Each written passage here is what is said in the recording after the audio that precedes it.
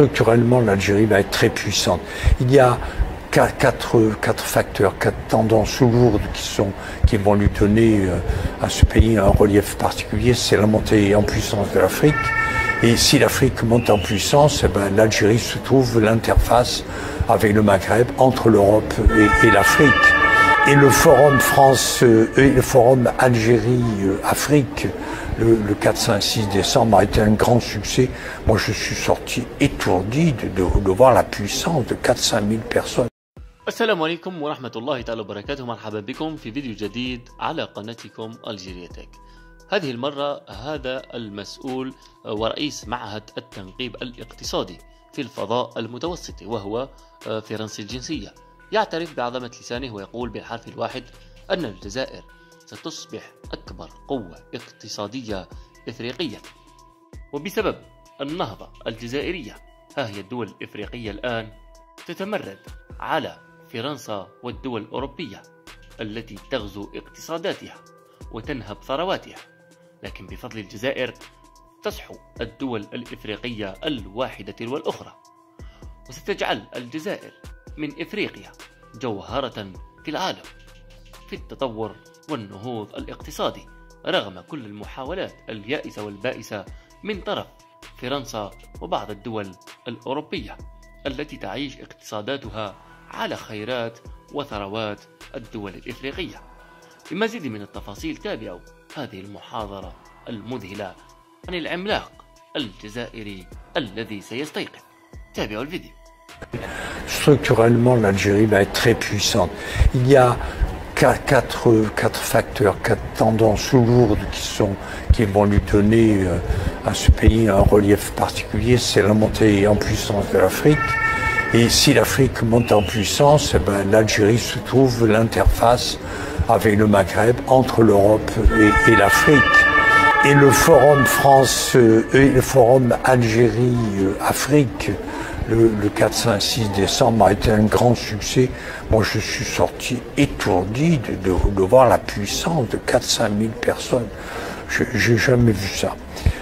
L'Europe va perdre des emplois industriels, une partie, et l'Algérie veut se transformer, diversifier ses exportations, diversifier sa production.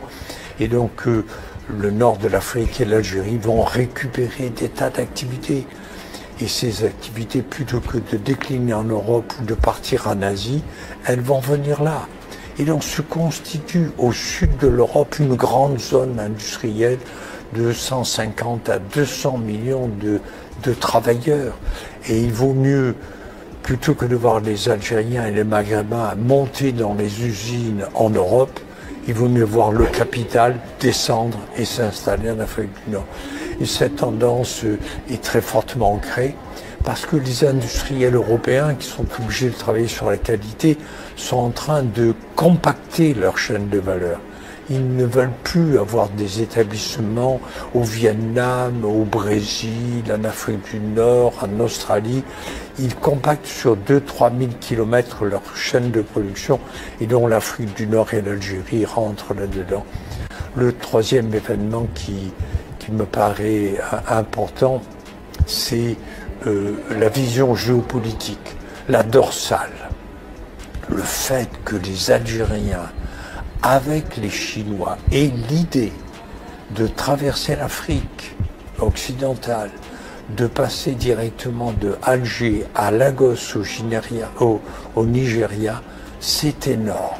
Si l'Algérie, en 4, 5 ans, 6 ans, permet à tous les industriels européens de venir à Alger chercher le nouveau port et de descendre les produits pour les transformer, les adapter et descendre jusqu'au centre de l'Afrique, au Tchad, au Niger, au Mali et au Nigeria, cela évite aux produits de faire tout le tour de l'Afrique en bateau. C'est énorme. Si l'Algérie fait rapidement cet investissement avec les Chinois, alors ils auront, par rapport à l'Égypte et par rapport au Maroc, ils auront acquis une position géopolitique importante. Et puis le dernier élément qui me surprend, c'est que parmi toutes les diasporas, la diaspora vietnamienne, la diaspora marocaine, la diaspora tunisienne, libanaise, la plus turbulente, la plus créatrice, la plus nombreuse, la plus concurrentielle, compétitive, c'est la diaspora algérienne. Il bouge, il bouge, il bouge. Et surtout, c'est la diaspora qui vient de la Silicon Valley. Voilà. Il y a là-bas 200 à 300 Algériens qui ont fait fortune, qui sont très forts, qui sont dans les nouvelles technologies, qui sont dans les robots numériques, qui sont dans les big data, qui sont dans la modernité. Si cette diaspora algérienne vient en Algérie, qu'on leur offre des technopoles à diriger, c'est un gain de temps et un accroissement dans la modernité assez extraordinaire.